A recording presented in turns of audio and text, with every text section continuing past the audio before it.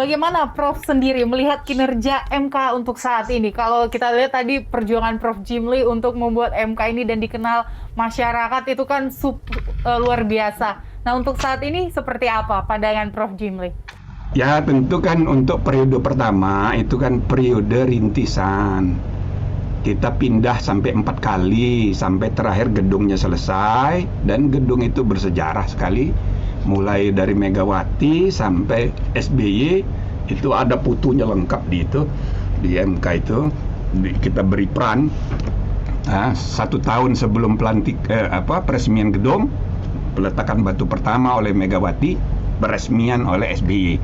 Nah, jadi begitu selesai periode kami, periode pertama itu estafet jalan terus, ya. Nah, tentu tantangan berubah. Saya nggak bisa menilai bahwa pimpinan sekarang atau anggota sekarang lebih baik apa lebih buruk. Itu selalu saya hindari. Itu nggak objektif bagi saya dan tidak etis juga.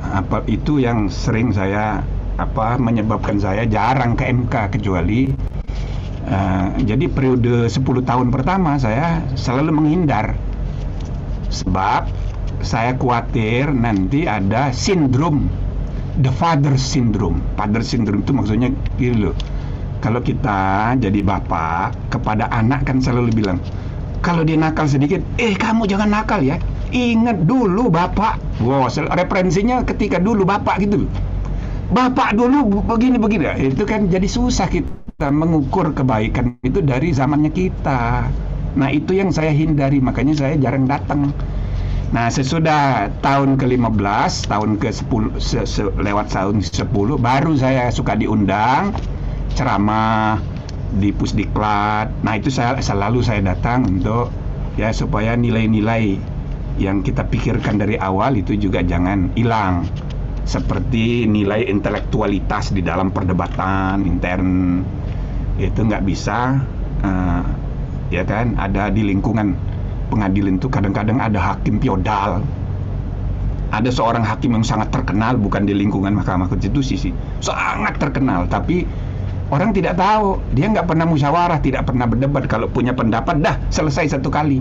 Lah, itu kan bukannya hakim yang ideal. Hakim itu harus siap untuk memperdebatkan upaya pencarian kebenaran dengan menilai fakta-fakta, bukti-bukti. Nah, jadi iklim di dunia kehakiman itu yang saya idam-idamkan dari dulu, mudah-mudahan terus sampai sekarang ya, itu iklim intelektual, jangan iklim politik dan bisnis. Jadi impian para hakim itu mencari kebenaran. Nah, jadi tidak usah dia dekat-dekat dengan dinamika politik, kekuasaan, jabatan, apalagi dengan dinamika kekayaan. Nah, itu. Maka di Jerman, ya, pusat keadilan itu ada di kota kecil namanya Karlsruhe. Mahkamah Agung, Mahkamah Konstitusi, Mahkamah Administrasi, tempatnya di kota kecil namanya Karlsruhe. Nah, itu kota kecil tempat pemakaman Raja Karel. Nah, jadi dia bukan di ibu kota di Berlin, pusat politik, bukan di pusat bisnis di Frankfurt maupun di Munchen, tapi di kota kecil, dipisah. Nah, jadi itu filosofinya. Keadilan itu harus ya tersendiri. Nah, gitu kira-kira.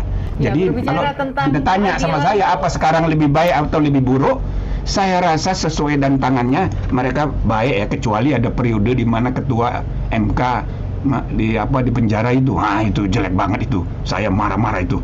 Ya. Ya. Prof Jimli berbicara tentang keadilan, lalu bagaimana tatanan hukum di Indonesia sejauh ini menurut Prof Jimli? Sekarang ini keadilan itu susah ya kalau dia terlalu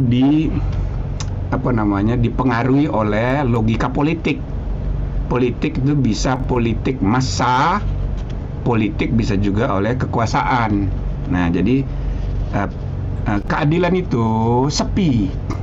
Dia tidak boleh tunduk kepada misalnya tekanan politik dari atas maupun dari bawah. Dari bawah itu misalnya demonstrasi, ya kan? Itu mengatasnamakan perasaan rakyat. Tapi belum tentu mengukurnya bagaimana. Kan LSM itu apa itu sesuai dengan perasaan kalian yang sungguh-sungguh hidup? Belum tentu. Jadi mahasiswa demo dan sebagainya itu cermin dari orang marah.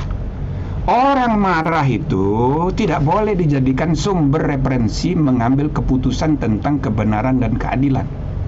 Apalagi orang yang kasak kusuk dari atas untuk kepentingan golongan, kepentingan politiknya sendiri. Maka para hakim itu harus bebas, netral, imparsial, independen. Nah itu kuncinya. Sekarang di zaman demokrasi yang kita terbelah-belah begini, itu pasti terpengaruh antara ya golongan kebencian dan golongan pemuja. Ini kan bukan karena orang dipuja itu hebat sekali, bukan juga karena orang dibenci itu jahat sekali. Enggak. Para pemuja ini takut kalau pembenci itu yang menang.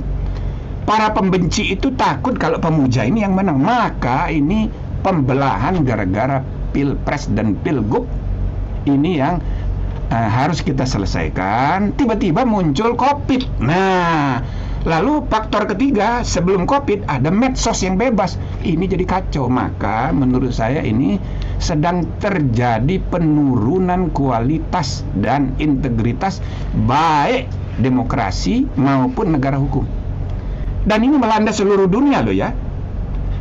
Padahal kita sendiri sebagai negara demokrasi, ya, begitu juga indeks negara hukum, ini kan salah satu negara terbesar di dunia. Kalau demokrasi, di mana-mana disebut kita ada the third largest demokrasi.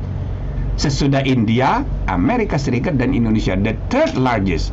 Artinya secara kuantitatif, Indonesia ini nomor 3 demokrasinya. Tapi sampai 2019 saja indeks kualitas demokrasi kita masih nomor 64. Jadi ada tidak paralel itu antara kuantitas dengan kualitas. Jadi kualitas kita masih jauh. Nah, tiba-tiba muncul medsos yang tidak terkendali plus COVID yang makin turun lagi. Indeks negara hukum juga begitu, turun. Tapi mengalami musibah yang sama. Nah, sehingga saya berharap ini bukan ya bermaksud untuk kritik, tetapi ini harus muncul jadi kesadaran semua pemimpin ya, mulai dari presiden sampai para menteri dan para politisi, bagaimana mengelola ya penurunan demokrasi ini biar tidak meluncur terlalu jauh, supaya kita punya ruang cukup untuk mengembalikannya ke kualitas dan integritas yang seharusnya gitu.